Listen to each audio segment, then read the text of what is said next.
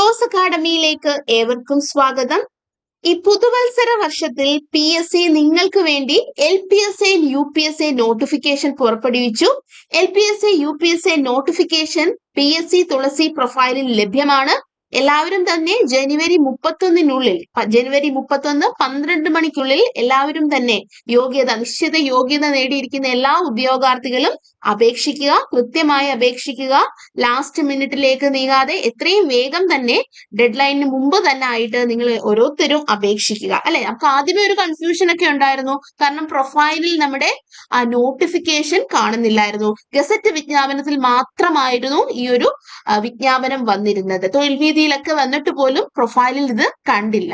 അപ്പൊ ശരിക്കും പറഞ്ഞാൽ കേരള PSC ഒരു പുതുവർഷ സമ്മാനം പോലെയാണ് ജനുവരി 1, 2024 പ്രൊഫൈലിൽ ഇത് വ്യക്തമാക്കി തന്നത്. അപ്പോൾ എത്രയും പെട്ടെന്ന് നിങ്ങൾ എല്ലാവരും ഇത് അപേക്ഷിക്കുക. ലാസ്റ്റ് മിനിറ്റിലേക്ക് വെയിറ്റ് ചെയ്യാതെ ഇരിക്കുക. എത്രയും വേഗം തന്നെ നിങ്ങൾ ഓരോരുത്തരും അപേക്ഷിക്കുക. ടോസ് അക്കാഡമിയിൽ LPSA UPSA coaching already start ചെയ്തിട്ടുണ്ട്. നെക്സ്റ്റ് ബാച്ചിലേക്ക് നിങ്ങൾക്ക് ജോയിൻ ചെയ്യാൻ താല്പര്യമുണ്ട് എങ്കിൽ 7510155485 എന്ന നമ്പറിൽ ബന്ധപ്പെടുക. ടോസ് അക്കാഡമി മറ്റ് പല എലിജിബിലിറ്റി ടെസ്റ്റുകളും മറ്റ് PSC പരീക്ഷകളിലും എല്ലാം വിജയം കൈവരിച്ച പോലെ ഓരോ കുട്ടികളെയും ജോലി എന്ന സ്വപ്നത്തിലേക്ക് കൈപിടിച്ചെത്തിച്ചതുപോലെ LPSA UPSA ടീച്ചേഴ്സ് ആക്കാനും ഞങ്ങൾ തയ്യാറാണ്. നിങ്ങൾ ഓരോരുത്തരും ഞങ്ങളോടൊപ്പം കൈകോർക്കാൻ തയ്യാറാണെങ്കിൽ എത്രയും പെട്ടെന്ന് ഞങ്ങളെ സമീപിക്കുക. കോച്ചിങ്ങിന് തന്നിരിക്കുന്ന നമ്പറിൽ വേഗം ബന്ധപ്പെടുക. ടോസ് അക്കാഡമിയുടെ കോച്ചിങ്ങിന്റെ പ്രത്യേകതകൾ എന്ന് പറയുന്നത് സിലബസ് ബേസ് ചെയ്തിട്ടുള്ള റെക്കോർഡഡ് വീഡിയോ ക്ലാസ്സുകളാണ്. അല്ലെ, നിങ്ങൾ ഓരോരുത്തരും വർക്ക് ചെയ്യുന്നവരും ഹോം മേക്കേഴ്സും ആയിട്ടുള്ള ആൾക്കാരായിരിക്കും. സോ അവർക്ക് എന്നും ഒരു ഓഫ്ലൈൻ ക്ലാസ്സിലേക്ക് പോയി പഠിക്കുക എന്നൊക്കെ പറയുന്ന ഒരു ബുദ്ധിമുട്ടായിരിക്കും. അല്ലെ, അപ്പം നമ്മുടെ മനസ്സിൽ പണ്ടൊക്കെ ഒരു ചിന്തയുണ്ട്, ഇൻസ്റ്റിറ്റ്യൂട്ടിൽ പോയി പഠിച്ചാൽ മാത്രമേ, ഓഫ്ലൈൻ ആയിട്ട് പോയി പഠിച്ചാൽ മാത്രമേ നമുക്ക് പഠിക്കാൻ കഴിയുള്ളൂ എന്നൊക്കെ ഒരു മിഥ്യാധാരണ ഉണ്ടായിരുന്നു. പക്ഷെ അത് കുറച്ചു നാൾ കൊണ്ട് നമുക്ക് മനസ്സിലായി, നമ്മളുടെ കൺവീനിയൻസ് അനുസരിച്ച് രാത്രിയെങ്കിൽ രാത്രി, വെളുപ്പാങ്കാലമെങ്കിൽ വെളുപ്പാങ്കാലം, വർക്കിംഗ് ആയിട്ടുള്ള ലേഡീസിന്, ജെന്റ്സിന് എപ്പോ വേണേലും അവരുടെ ഇഷ്ടമനുസരിച്ച് അല്ലെങ്കിൽ അവരുടെ സൗകര്യം അനുസരിച്ച് അറേഞ്ച് ചെയ്തുകൊണ്ട് ഓൺലൈൻ ക്ലാസ്സുകൾ കൂടാനായിട്ട് സാധിക്കും. അതും റെക്കോർഡഡ് ക്ലാസ്സുകൾ. നമുക്ക് പഠിക്കാൻ ഒരു മനസ്സുണ്ടെങ്കിൽ, നമുക്ക് ജോലി നേടണം എന്നൊരു വിശ്വാസം ഉണ്ടെങ്കിൽ, നമുക്ക് ആ ഒരു മനസ്സ് ഉണ്ട് എങ്കിൽ ഉറപ്പായിട്ടും നിങ്ങൾക്ക് റെക്കോർഡഡ് ക്ലാസ് വഴി നിങ്ങൾക്ക് ജോലിയിലേക്ക് എത്രയും പെട്ടെന്ന് എത്താവുന്നതാണ്. ടോസ് അക്കാഡമിയുടെ ലേണിംഗ് ആപ്പ് വഴിയാണ് ഈ ഒരു കോച്ചിങ് നമ്മൾ നിങ്ങൾക്ക് വേണ്ടി പ്രൊവൈഡ് ചെയ്യുന്നത്. റെക്കോർഡഡ് വീഡിയോ ക്ലാസ്സുകൾ മാത്രമല്ല, നിങ്ങളുടെ കൺവീനിയൻസ് അനുസരിച്ച് നമ്മൾ ലൈവ് ഓറിയന്റേഷൻ ക്ലാസ്സുകളും പ്രൊവൈഡ് ചെയ്യുന്നതായിരിക്കും. നിങ്ങളുടെ കൺവീനിയൻസ് നമ്മൾ നിങ്ങളോട് ഓരോരുത്തരോടും അന്വേഷിച്ചതിന് ശേഷമായിരിക്കും ലൈവ് സെഷൻസ് നമ്മൾ പ്രൊവൈഡ് ചെയ്യുന്നത്. അതുപോലെ തന്നെ ഈ ലൈവ് സെഷൻസിനും റെക്കോർഡഡ് വേർഷൻ ഉണ്ടാവും. അപ്പൊ നിങ്ങൾക്ക് ഇൻ കേസ് നിങ്ങൾക്ക് എന്തെങ്കിലും ഒരു ബുദ്ധിമുട്ട് വന്നിട്ടുണ്ടെങ്കിൽ, ഒരു അസൗകര്യം, നിങ്ങളുടെ ഫാമിലി ലൈഫ് അല്ലെങ്കിൽ ഫാമിലി ഫംഗ്ഷൻ അല്ലെങ്കിൽ ഒരു ഹെൽത്ത് കണ്ടീഷൻ, അങ്ങനെ എന്തെങ്കിലും വർക്കിംഗ് സിറ്റുവേഷൻ, അങ്ങനെ എന്തെങ്കിലും ഒക്കെ ഒരു ഇഷ്യൂ വന്നാൽ ഈ പറഞ്ഞ ലൈവിന് കൂടാൻ സാധിച്ചില്ലെങ്കിൽ അതിന്റെ റെക്കോർഡഡ് വേർഷനും പ്രൊവൈഡ് ചെയ്യുന്നതായിരിക്കും. PDF നോട്ടുകൾ അക്കാഡമിയുടെ ആപ്പ് വഴിയും വാട്സപ്പ് ഗ്രൂപ്പ് വഴിയും പ്രൊവൈഡ് ചെയ്യും. നമ്മളൊരു ടൈം ടേബിളിനെ ബേസ് ചെയ്തുകൊണ്ടാണ് നമ്മൾ ഈ ഒരു LP UP കോച്ചിങ് കൊണ്ടുപോകുന്നത്. ഒരു വീക്ക് ഓരോ ഇത്ര മണിക്കൂർ വെച്ചിട്ട് ഓരോ ക്ലാസ്സുകളെയും നമ്മൾ ഓരോ സബ്ജക്ട് വൈസ് ആയിട്ട് തിരിച്ചൊരു കൃത്യ ടൈം ടേബിളോട് കൂടിയാണ് നമ്മൾ കോച്ചിങ് കൊണ്ടുപോകുന്നത്. അതുപോലെ ഒരാഴ്ച പഠിപ്പിച്ച ടോപ്പിക്സിനെ വെച്ചിട്ട് ഇത്രയും വിഷയങ്ങൾ, നിങ്ങൾ എല്ലാം LPSA UPSAയുടെ സിലബസ് അറിയാം. അപ്പോൾ അതിനെ അടിസ്ഥാനമാക്കിയുള്ള വിഷയങ്ങൾ വെച്ചുള്ള ക്ലാസ്സുകളായിരിക്കും ഒരാഴ്ച നടത്തുന്നത് കൃത്യമായി ടൈം ടേബിളിൽ. അപ്പൊ അതിനെ അടിസ്ഥാനപ്പെടുത്തി ഒരു പരീക്ഷ, ഒരു ദിവസം നിങ്ങൾക്ക് സ്റ്റഡി ലീവ് തന്നുകൊണ്ട്, അതായത് ഇപ്പോൾ മൺഡേ ടു ഫ്രൈഡേ നമ്മൾ ക്ലാസ് നടത്തിയിട്ട് ആ മൺഡേ ടു ഫ്രൈഡേ എടുത്ത പോർഷൻസ് പഠിക്കാനായിട്ട് ശനിയാഴ്ച സ്റ്റഡി ലീവ് തന്നുകൊണ്ട് ഞായറാഴ്ച നമ്മൾ വീക്കിലി എക്സാമുകൾ അതായത് പോർഷന്റെ നടത്തുന്നതായിരിക്കും.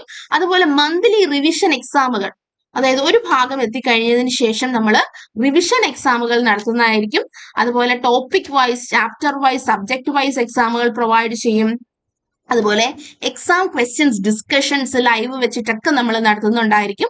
അതുപോലെ എക്സാം എന്തുവരെയാണോ കഴിയുന്നത് അതുവരെ സപ്പോർട്ട് ടിൽ യുവർ എക്സാം എന്നുള്ളതാണ് നമ്മുടെ ഒരു പോളിസി. അപ്പൊ നിങ്ങൾക്ക് നിങ്ങളുടെ മെന്റേഴ്സുമായിട്ട് എപ്പോൾ വേണേലും നിങ്ങൾക്ക് ഡൗട്ട് ക്ലിയറൻസ് നടത്താവുന്നതാണ്. നിങ്ങൾക്ക് വാട്സപ്പ് വോയിസ് കോളുകളിലൂടെയും അല്ലാതെ വിളിച്ചും ഒക്കെ നിങ്ങളുടെ ഡൗട്ടുകൾ അതത് മെന്റേഴ്സുമായിട്ട്, നിങ്ങളെ സബ്ജക്ട് പഠിപ്പിക്കുന്ന ആരാണോ അവരുമായിട്ട് തന്നെ നിങ്ങൾക്ക് ഡൗട്ട് ക്ലിയറൻസ് നടത്താവുന്നതാണ്. വൺസ് നിങ്ങൾ കോച്ചിങ്ങിലേക്ക് ജോയിൻ ചെയ്യുന്നതിന് മുമ്പായിട്ട് നിങ്ങളിപ്പോ നമ്മുടെ എന്താണ് കോച്ചിങ്ങിന് ജോയിൻ ചെയ്യാൻ താല്പര്യമുണ്ടെന്ന് നമ്മളെ കോൺടാക്ട് ചെയ്താൽ നമ്മൾ ആദ്യമേ നിങ്ങൾക്കൊരു ഡെമോ സെഷൻ ആയിരിക്കും വെക്കുന്നത്. ഓക്കെ, ആ ഡെമോ സെഷന് നിങ്ങൾ ഓക്കെ ആണെങ്കിൽ ഡെമോ സെഷനിൽ സബ്ജക്ട്, അതായത് നമ്മുടെ LPSA UPSAയുടെ സിലബസിൽ വരുന്ന എല്ലാ സബ്ജക്റ്റുകളുടെയും ക്ലാസ്സുകൾ നിങ്ങൾക്ക് ഡെമോ ക്ലാസ്സുകൾ പ്രൊവൈഡ് ചെയ്യും. അതിനെ അടിസ്ഥാനപ്പെടുത്തി ഒരു ഡെമോ എക്സാം ഉണ്ടാവും. അതിലൊക്കെ നിങ്ങൾ സാറ്റിസ്ഫൈ ചെയ്യുകയാണെങ്കിൽ മാത്രം നമ്മുടെ കോച്ചിങ്ങിൽ ജോയിൻ ചെയ്യുക.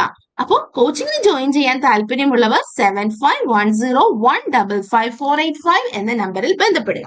അപ്പോൾ ടോസ് അക്കാഡമി ഇന്ന് നിങ്ങളുടെ മുമ്പിൽ എത്തിയിരിക്കുന്നത് LPSA UPSA നോട്ടിഫിക്കേഷന്റെ ഡീറ്റെയിൽസ്, ഈ കഴിഞ്ഞ LPSA UPSA നോട്ടിഫിക്കേഷൻ എക്സാമിൽ നിന്ന് ഇതുവരെ നിയമന നിലകൾ എങ്ങനെയാണ്, എന്തായിരുന്നു ഓരോരോ ജില്ലയിലെയും കട്ട് ഓഫുകൾ, ഇതൊക്കെ ഒന്ന് ഡിസ്കസ് ചെയ്യാനായിട്ടാണ്. അപ്പൊ നമുക്ക് നമ്മുടെ വീഡിയോയിലേക്ക് കടക്കാം. നോട്ടിഫിക്കേഷൻ പ്രകാരം LP school teacher Malayalam medium ആണ്. Category number 709/2023. ഒഴിവുകളുടെ എണ്ണം ജില്ലാ അടിസ്ഥാനത്തിൽ പ്രതീക്ഷിത ഒഴിവുകളായിട്ടാണ് കൊടുത്തിരിക്കുന്നത്. സംഖ്യ രേഖപ്പെടുത്തിയിട്ടില്ല. അതുപോലെ ആ ചുവടെ ഒരു കാര്യവും കൂടെ ചേർത്തിട്ടുണ്ട്. പൊതുവിദ്യാഭ്യാസ വകുപ്പിലെ LP സ്കൂൾ ടീച്ചർ തസ്തികയ്ക്ക് താഴെ പറയുന്ന ജില്ലകളിലെ മുൻ റാങ്ക് പട്ടികകളിൽ നിന്നും ഭിന്നശേഷി വിഭാഗം ഉദ്യോഗാർത്ഥികളുടെ അഭാവത്തിൽ നികത്തപ്പെടാത്ത ചുവടെ ചേർത്തിട്ടുള്ള ഒഴിവുകൾ RPWD ആക്ട് 2016 പ്രകാരം ഈ വിജ്ഞാപന പ്രകാരം അതാത് ജില്ലകൾക്കായി പ്രസിദ്ധീകരിക്കുന്ന റാങ്ക് പട്ടികയിൽ ഉൾപ്പെടുന്ന അതേ ഭിന്നശേഷി വിഭാഗത്തിൽ നിന്നും അവരുടെ അഭാവത്തിൽ ഇതര ഭിന്നശേഷി വിഭാഗങ്ങളിൽ നിന്നും അവരുടെയും അഭാവത്തിൽ പൊതുവിഭാഗത്തിൽ നിന്നും നിയമന ശുപാർശ ചെയ്യുന്നതാണ്. അപ്പോ ഈ LPയില് നമ്മൾ ഡിസേബിലിറ്റീസ് ഉള്ള കാറ്റഗറീസ് എടുത്തു നോക്കുമ്പോൾ LV/B ബ്ലൈൻഡ് ആയിട്ടുള്ളവര്, അതുപോലെ HI ഹിയറിംഗ് എംപയർമെന്റ് ഉള്ളവര്, ലോക്കോമോട്ടീവ് ഡിസബിലിറ്റി ഉള്ളവര്, സെറിബ്രൽ പാൾസി അങ്ങനെയൊക്കെയുള്ള കാറ്റഗറിയിൽ ഈ പറഞ്ഞ ഒഴിവുകളുണ്ട്. അപ്പോ നമുക്ക് ഈ ഒഴിവുകൾ ഓരോരോ വിഭാഗത്തിൽ നിന്നും ഒഴിവുകൾ നികത്തപ്പെടാൻ ആളില്ല എങ്കിൽ, ഇപ്പൊ LVയിൽ നമ്മൾ ആളില്ല എങ്കിൽ നെക്സ്റ്റ് HI എടുക്കും. ഇപ്പം ബ്ലൈൻഡിന്റെ കേസിൽ ഇല്ല എങ്കിൽ എന്താണ് HI ഹാൻഡി നമ്മുടെ ഹിയറിംഗ് എംപയർമെന്റിൽ നിന്ന് എടുക്കും. അവിടെ ആളില്ല എങ്കിൽ LD എടുക്കും. ഇനി ഇവിടെ ഈ ഒരു ഭിന്നശേഷി കാറ്റഗറിയിൽ ആളില്ല എങ്കിൽ അത് സ്വാഭാവികമായിട്ടും അല്ലാതെ ജനറൽ ലിസ്റ്റിൽ നിന്ന്, നമ്മുടെ മെയിൻ ലിസ്റ്റിൽ നിന്നും ആളെ എടുക്കുന്നതായിരിക്കും എന്നാണ് പറയുന്നത്. ഈ ഒരു സംഖ്യ ഒഴിവുകൾ ഇപ്പൊ ഈ ഒരു ഡിസേബിലിറ്റി കാറ്റഗറിയിൽ, സപ്ലിയിൽ വരുന്ന ഈ ഒരു ഡിസേബിലിറ്റി കാറ്റഗറിയിൽ ഓരോ ജില്ലയിലും അതാത് ഒഴിവുകളാണ് രേഖപ്പെടുത്തിയിരിക്കുന്നത്. തിരുവനന്തപുരത്തിന് LVBക്ക് 2 ആണ്, HIക്ക് 2 ആണ്, LD/CPക്ക് ഒന്നുമില്ല. അങ്ങനെ ഓരോരോ ജില്ലയിലുമാണ് നമ്മൾ കൊടുത്തിരിക്കുന്നത്. ഓക്കെ, ഇനി നമ്മൾ പ്രായപരിധിയിലേക്ക് കടക്കുകയാണ്. പ്രായപരിധി എന്ന് പറയുന്നത് 18 വയസ്സിനും 40 വയസ്സിനും ഇടയ്ക്കാണ്. ഓർക്കുക, 2 ജനുവരി 1 1983 1 ജനുവരി 2005 ഇടയിൽ ജനിച്ചവരായിരിക്കണം. ആ ഒരു പോയിന്റ് കൂടെ ഓർക്കുക. പിന്നെ അറിയാലോ, നമ്മുടെ റിലാക്സേഷൻ, ഏജ് റിലാക്സേഷൻ അതത് കാറ്റഗറി അനുസരിച്ച് ഉള്ളതാണ്. ഉയർന്ന പ്രായപരിധി 50 വയസ്സ് കവിയാൻ പാടില്ല എന്ന വ്യവസ്ഥയെ അടിസ്ഥാനപ്പെടുത്തിയാണ്. ഇനി യോഗ്യതകൾ എന്ന് പറയുന്നത് കേരള സർക്കാരിന്റെ പരീക്ഷാ കമ്മീഷണർ നടത്തുന്ന SLC പരീക്ഷയോ തത്തുല്യ പരീക്ഷയോ വിജയിച്ചിരിക്കണം. അല്ലെങ്കിൽ കേരളത്തിലെ ഏതെങ്കിലും സർവകലാശാലകൾ നൽകിയതോ അംഗീകരിച്ചതോ ആയ പ്രീ ഡിഗ്രി പരീക്ഷയോ അല്ലെങ്കിൽ പ്രീ ഡിഗ്രിക്ക് തുല്യമായി കേരളത്തിലെ ഏതെങ്കിലും സർവകലാശാലകൾ അംഗീകരിച്ച യോഗ്യതയോ നേടിയിരിക്കണം. അഥവാ കേരളത്തിലെ ഹയർ സെക്കൻഡറി ബോർഡ് നടത്തുന്നതോ തതുല്യമായ ഗവൺമെന്റ് അംഗീകരിച്ചതോ ആയ ഏതെങ്കിലും ഹയർ സെക്കൻഡറി പരീക്ഷ വിജയിച്ചിരിക്കണം. SSLC അല്ലെങ്കിൽ +2 അല്ലെങ്കിൽ പ്രീ ഡിഗ്രി, അങ്ങനെ കാറ്റഗറീസ് പോകുന്നു. അതാണ് ആദ്യത്തെ ക്വാളിഫിക്കേഷൻ. ഇനി രണ്ടാമത്തത് TTC പരീക്ഷ നേടിയിരിക്കണം. ഓക്കെ, LP സ്കൂൾ ടീച്ചർ ഉറപ്പായിട്ടും LP സ്കൂൾ ടീച്ചറിനാണ് നിങ്ങൾ അപേക്ഷിക്കുന്നതെങ്കിൽ TTC പാസ്സായിരിക്കണം. ഓക്കെ, അതുപോലെ തന്നെ DED യോഗ്യതയോ DLED യോഗ്യതയോ ഉള്ളവരെയും ഇതിന് പകരമായിട്ട് പരിഗണിക്കുന്നതാണ്. അതുപോലെ കേരള സർക്കാർ ഈ തസ്തികയ്ക്കായി നടത്തുന്ന കേടെറ്റ് പാസ്സായിരിക്കണം. പിന്നെ എക്സംഷൻ എന്ന് പറയുന്നത് ബന്ധപ്പെട്ട വിഷയത്തിൽ തന്നെ CTET, net, set, MPhil, PhD ഒക്കെ നേടിയിട്ടുണ്ടെങ്കിൽ, അതുപോലെ എംഎഡ് നേടിയിട്ടുണ്ടെങ്കിൽ കേറ്ററ്റിൽ നിന്നും ഇതിനെ ഒഴിവാക്കിയിട്ടുണ്ട്, ഇക്വലന്റ് ആയതുകൊണ്ട്. പിന്നെ CTET primary stage പാസ്സായവരെ KTET category 1-ൽ നിന്നും, CTET elementary stage പാസ്സായവരെ KTET category 2-ൽ നിന്നും ഒഴിവാക്കിയതാണെന്നുള്ള കാര്യം ഓർക്കുക. കേറ്ററ്റ് കാറ്റഗറി 3, കാറ്റഗറി 4 എന്നിവയ്ക്ക് പകരമായി സിടെറ്റ് യോഗ്യത സ്വീകരിക്കുന്നതല്ല. അപ്പോൾ അങ്ങനത്തെയൊക്കെ കൺഫ്യൂഷൻസ്, ഒരു കൃത്യമായ ക്ലാരിറ്റി നോട്ടിഫിക്കേഷൻ തന്നിട്ടുണ്ട്. നോട്ടിഫിക്കേഷൻ നന്നായി വായിച്ചതിന് ശേഷം അപ്ലൈ ചെയ്യുക. ഓക്കെ. അതുപോലെ ബന്ധപ്പെട്ട വിഷയത്തിൽ നേടിയിട്ടുള്ള എംഫിൽ യോഗ്യത കേരളത്തിലെ ഏതെങ്കിലും ഒരു അംഗീകൃത സർവകലാശാലയിൽ നിന്നുള്ളതോ കേരളത്തിലെ ഏതെങ്കിലും ഒരു അംഗീകൃത സർവകലാശാല തത്തുല്യമായി അംഗീകരിച്ചതോ ആയിരിക്കണം. ഇപ്പൊ നിലവിൽ എംഫിൽ അംഗീകരിക്കുന്നില്ല എങ്കിൽ പോലും ഇനി അങ്ങോട്ട് എംഫിൽ ഇല്ല എന്നുള്ള കാര്യം അറിയാലോ. നമ്മുടെ ഈ ഒരു നോട്ടിഫിക്കേഷൻ പ്രകാരം എംഫിൽ അംഗീകരിച്ചിട്ടുള്ളതാണ്. ഓക്കെ. ഇത്ര കഴിഞ്ഞ 2 വർഷമായിട്ട് എംഫിൽ നിർത്തിയിരിക്കുകയാണ്. അപ്പോൾ അതിനു മുമ്പ് എംഫിൽ നേടിയിട്ടുള്ള കുട്ടികളൊക്കെ സേഫ് ആണെന്നാണ് പറയുന്നത്. പിന്നെ SLCക്ക് പാർട്ട് 1-ലോ പാർട്ട് 2-ലോ മലയാളം പഠിക്കാത്തതോ പഠന മാധ്യമം മലയാളം അല്ലാത്തതോ ആയ ഉദ്യോഗാർത്ഥികൾക്ക് ഈ തസ്തികയിലേക്കുള്ള നിയമനത്തിന് അർഹരല്ല. അപ്പം മലയാളം പഠിച്ചിരിക്കണം. ഇപ്പൊ നോട്ടിഫിക്കേഷനിൽ വളരെ കൃത്യമായിട്ട് ഓരോ കാര്യങ്ങളും കൃത്യമായിട്ട് പറഞ്ഞിട്ടുണ്ട്. ഇപ്പൊ ചിലവർ പറയുന്നു ഞാൻ ഇതുവരെ മലയാളം പഠിച്ചിട്ടില്ല. അപ്പൊ ഇവിടെ വ്യക്തമായിട്ട് പറയുന്നുണ്ട് SSLCക്ക് പാർട്ട് 1-ലോ പാർട്ട് 2-ലോ മലയാളം പഠിച്ചിരിക്കണം. അപ്പം അങ്ങനെ അല്ലാത്തത് എഴുതാൻ സാധിക്കില്ല. അതുപോലെ TTC ഇല്ല, B.Ed ഉണ്ട്. LP-UP എഴുതാൻ പറ്റുമോ? പറ്റില്ല. TTCക്ക് പകരമായി B.Ed യോഗ്യത സ്വീകരിക്കുന്നതല്ല. അപ്പൊ ഇത്രയും കാര്യങ്ങളൊക്കെ ഒന്ന് കൃത്യമായിട്ട് വായിച്ച് മനസ്സിലാക്കുക കേട്ടോ. അടുത്തത് കാറ്റഗറി നമ്പർ 707/2023 UP സ്കൂൾ ടീച്ചറാണ്. ശമ്പള സ്കെയില് LP സ്കൂൾ ടീച്ചറിനെ പോലെ തന്നെ 35,600 to 75,400. UP ടീച്ചറിനും UPSAക്കും LPSAക്കും ഒരേ ശമ്പള സ്കെയിലാണ്. അത്യാകർഷിക്കുന്ന ഒരു ശമ്പള സ്കെയില് തന്നെയാണ്. അപ്പോൾ നിങ്ങൾ നല്ല രീതിയിൽ പഠിച്ച് മുന്നേറിയാൽ ഉറപ്പായിട്ടും നിങ്ങൾക്ക് ഈ പരീക്ഷ നേടിയെടുക്കാനായിട്ട് സാധിക്കും. അത്രയും ആകർഷകമായ ഒരു സാലറി സ്കെയിലാണ്. അപ്പൊ നിങ്ങൾക്ക് താഴോട്ട് വരുമ്പോ നിയമന നിലകളും എത്ര അഡ്വൈസ് പോയിട്ടുണ്ടോ എന്നൊക്കെ കാണുമ്പോൾ നിങ്ങളുടെ ഉള്ളിലേക്ക് തന്നെ ഒരു കോൺഫിഡൻസ് വരും. അപ്പൊ നേരത്തെ പറഞ്ഞ പോലെ തന്നെ ഡിസേബിലിറ്റി ഉള്ള കാൻഡിഡേറ്റ്സിന് ഈ പറഞ്ഞ പോലെ തന്നെ നമ്മുടെ UP സ്കൂളിന് HI കാറ്റഗറിയിലാണ് വന്നിരിക്കുന്നത് വേക്കൻസികൾ കണക്കാക്കുന്നത്. LVയിലും LD കാറ്റഗറിക്കും ഒന്നും ആ ഒരു വേക്കൻസി ഇപ്പൊ നിലവിൽ വന്നിട്ടില്ല. ഈ ഒരു നോട്ടിഫിക്കേഷൻ പ്രകാരം വരുത്തില്ല എന്നല്ല, വരും.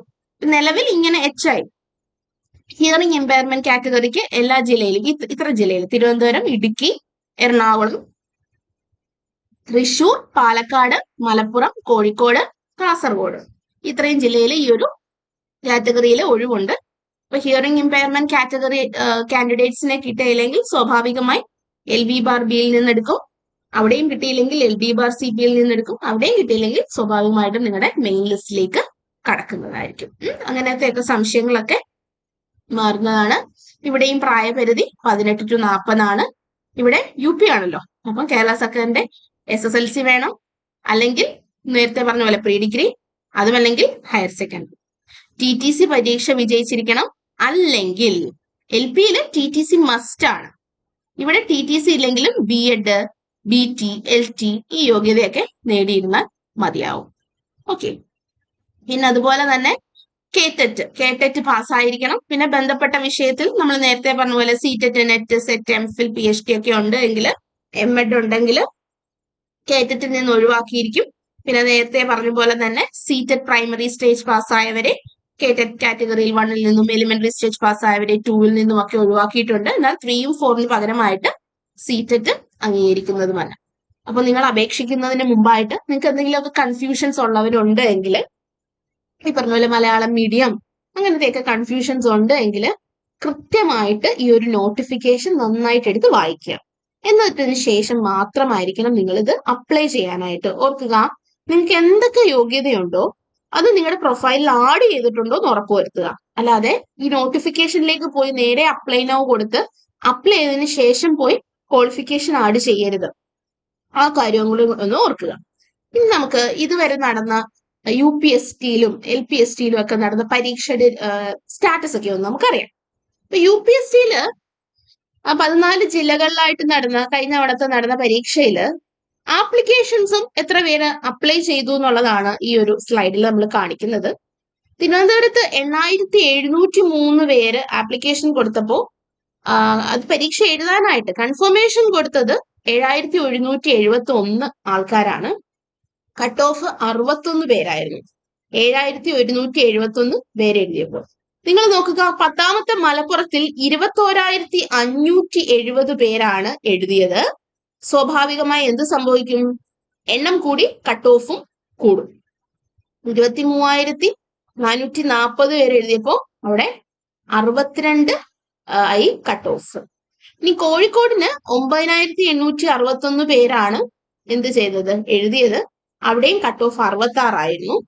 അതുപോലെ തന്നെ പിന്നെ വന്നിട്ട് 7,000 ശിഷ്ടം വന്ന കുട്ടികളുടെ കട്ട് ഓഫ് 61, 63 ഒക്കെയാണ് അല്ലെ. 6,000 വന്നതില് 61 കണ്ടു. അപ്പൊ നിങ്ങൾ നോക്കുക, ആപ്ലിക്കൻസിന്റെ എണ്ണം കൂടുമ്പോൾ സ്വാഭാവികമായിട്ടും കട്ട് ഓഫും കൂടുന്നുണ്ട്. അപ്പൊ ചോദ്യപരീക്ഷയുടെ നിലവാരവും അല്ലെങ്കിൽ ചോദ്യത്തിന്റെ ഒക്കെ അത് അളവുപോലെ തന്നെയാണ്. അതുപോലെ ആപ്ലിക്കൻസിന്റെ എണ്ണവും എന്ത് തന്നെയാണ്? ഒരുപോലെയാണ്. ലാസ്റ്റ് തവണ ഇത്ര അഡ്വൈസ് കൂടുതൽ അവിടെ നടന്നു, അതുകൊണ്ട് ഞാൻ മലപ്പുറം വെക്കുന്നു, അങ്ങനെയൊന്നും ചിന്തിക്കരുത്. കുറച്ച് വയസ്സായിട്ട് അത് നമ്മൾ സ്ലൈഡ് കുറച്ച് താഴോട്ട് പോകുമ്പോൾ നിങ്ങൾക്ക് കൃത്യമായിട്ട് ഒരു ഐഡിയ ഉണ്ടാവും.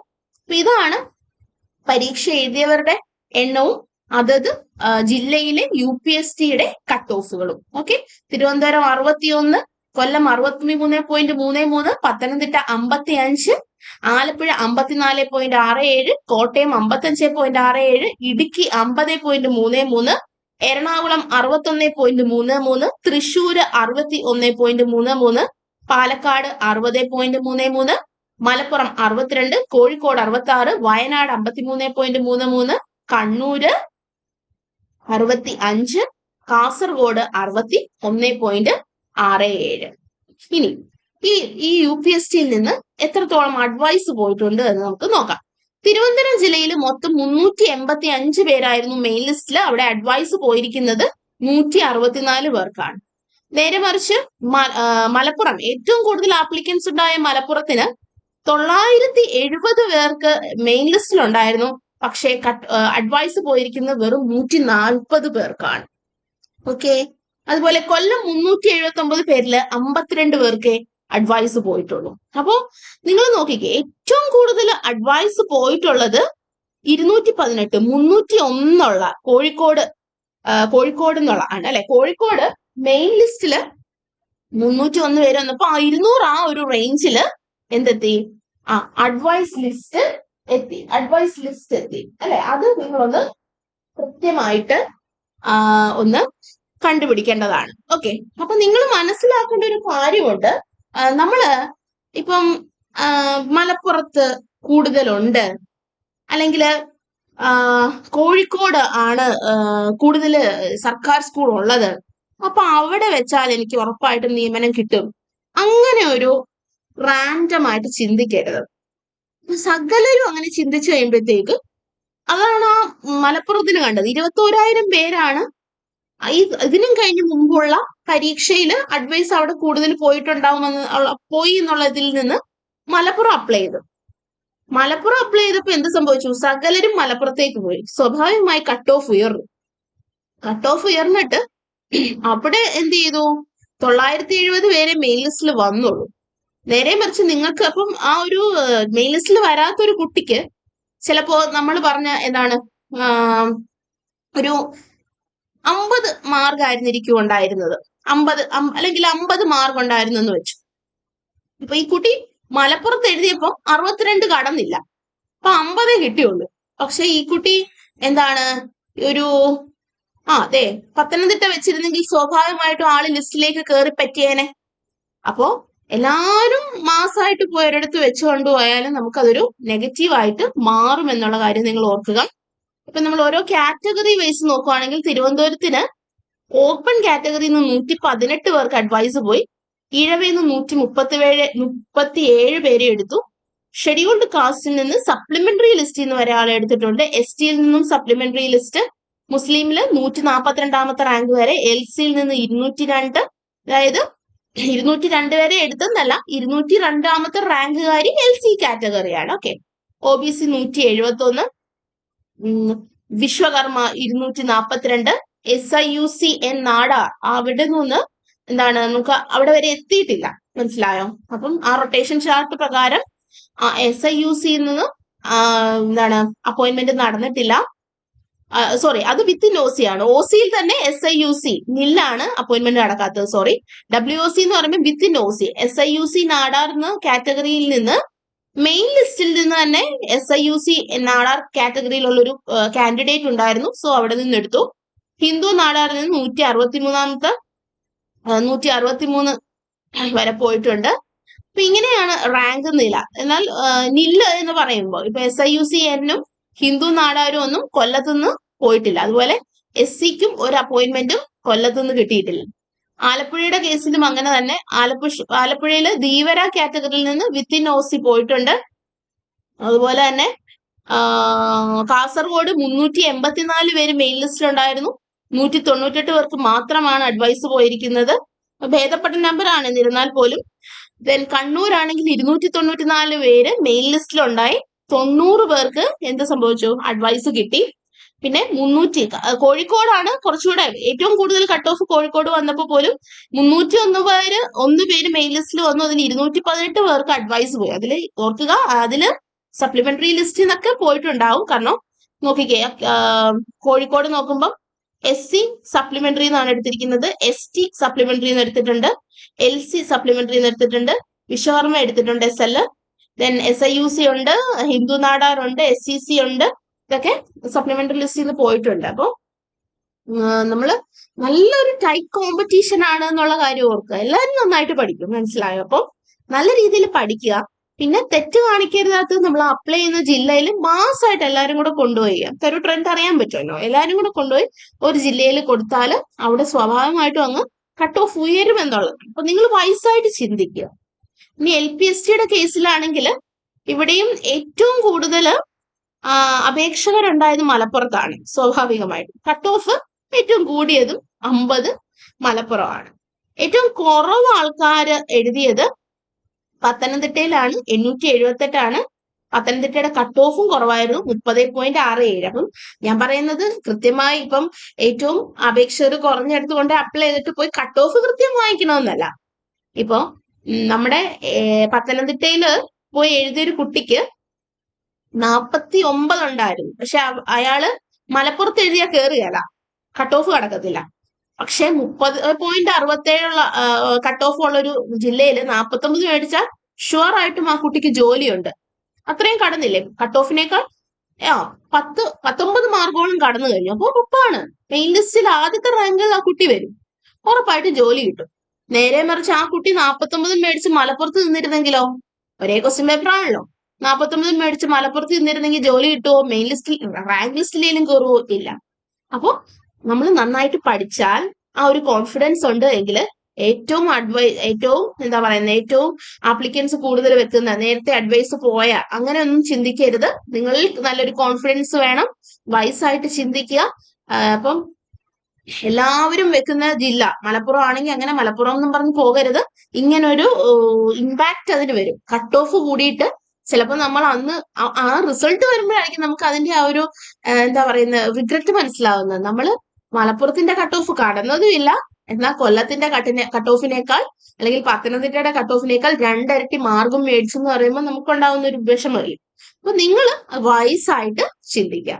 അപ്പൊ നമുക്ക് LPSTയുടെ ഒരു എന്താണ് നിയമന നില നോക്കാം. നിങ്ങൾ മലപ്പുറത്തിന്റെ ഒരു കേസ് എന്ന് പറഞ്ഞാല് 987 കുട്ടികള് മെയിൻ ലിസ്റ്റിൽ വന്നു, 819 പേർക്കും നിയമനമായി.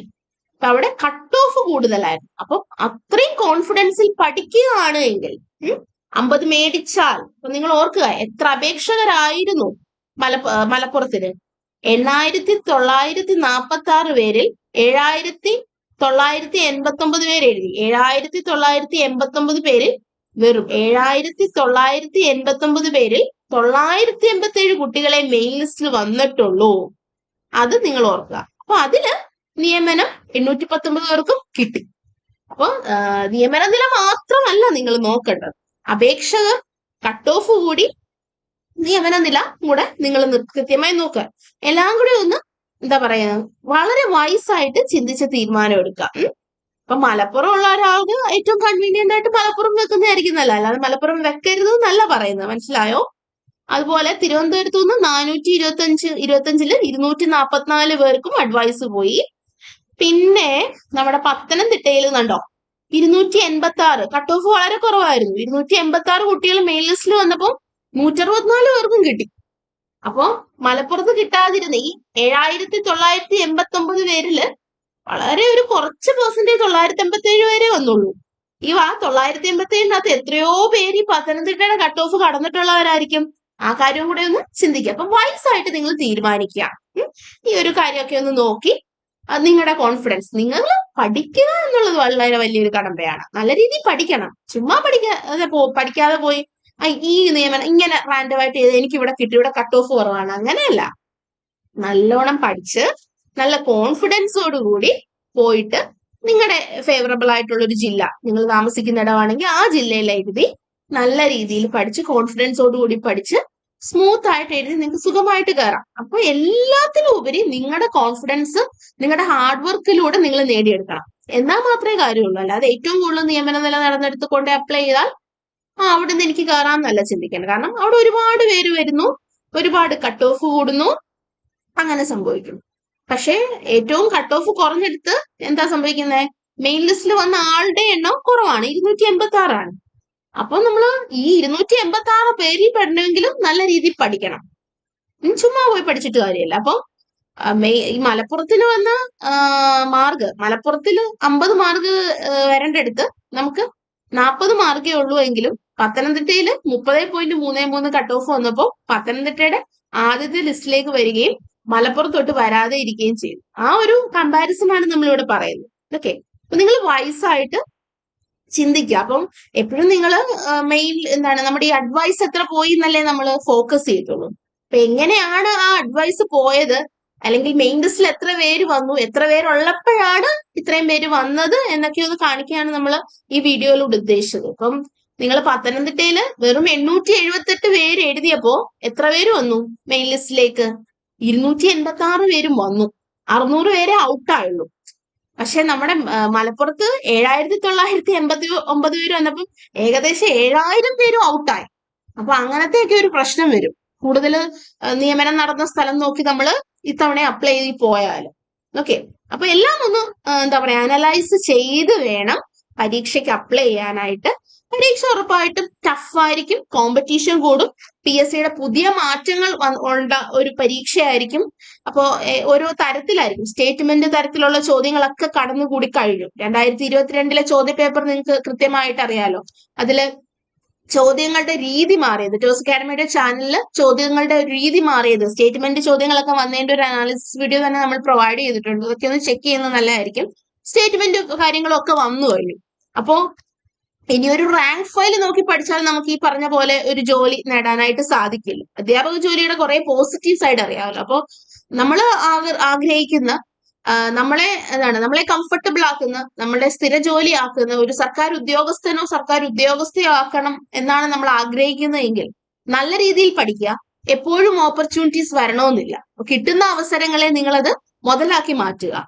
എപ്പോഴും എല്ലാവരിലും തേടി അവസരങ്ങൾ വരില്ല. ഇപ്പം ഈ എഴുതുന്ന കൂട്ടത്തിൽ തന്നെ പലരും ഏജ് ഓവർ ആകാനായിട്ട് നിൽക്കുന്നവരുണ്ടായിരിക്കും. അപ്പൊ അവർക്കൊക്കെ ലാസ്റ്റ് ചാൻസ് ആണ്.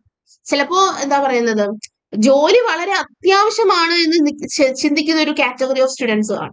ഇപ്പൊ സർക്കാർ ജോലി ഇല്ല എങ്കിൽ അറിയാമല്ലോ ആ ഒരു ബുദ്ധിമുട്ട്. അപ്പൊ അങ്ങനത്തെയൊക്കെ ഉള്ളവർക്കുള്ള ഒരു ഗോൾഡൻ ചാൻസ് ആണിത്. അപ്പൊ PSC പോലും ഒരു പുതുവത്സര സമ്മാനമായിട്ടാണ് ഈ നോട്ടിഫിക്കേഷൻ പ്രൊഫൈലിൽ ഇട്ടിരിക്കുന്നത്. അപ്പൊ നിങ്ങൾ ഈ ഓപ്പർച്യൂണിറ്റിയെ മാക്സിമം യൂട്ടിലൈസ് ചെയ്യുക.